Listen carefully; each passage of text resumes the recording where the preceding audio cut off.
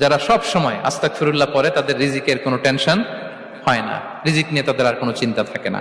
আল্লাহ নবী নূহ আলাইহিস সালাম যিনি ওনার জাতিগোষ্ঠীকে বলেছিলেন ফাকুলতু আস্তাগফিরু রাব্বাকুম ইন্নাহু কানা গাফফারা, তোমরা বেশি বেশি ইস্তেগফার পড়ো, তিনি ক্ষমাশীল।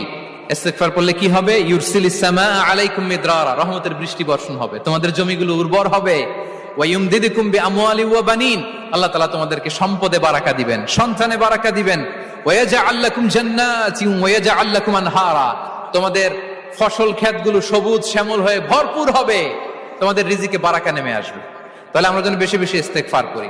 বিষ্ণু ঈসা ইসলাম বলেছেন মান লাযামাল ইস্তিগফার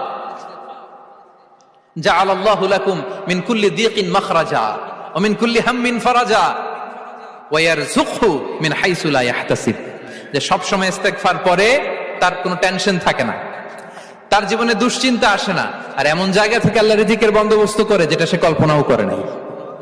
সুবহানাল্লাহ বিহামদি। আমরা যেন বেশি বেশি ইস্তেগফার করি। আস্তাগফিরুল্লাহ এটা হচ্ছে ভেরি শর্ট ফর্ম অফ ইস্তেগফার, অথবা পড়তে পারেন আস্তাগফিরুল্লাহ আল্লাযী লা ইলাহা ইল্লা হুয়াল হাইয়ুল কাইয়্যুম ওয়া আতুবু ইলাইহি। সাইয়্যিদুল ইস্তিগফার,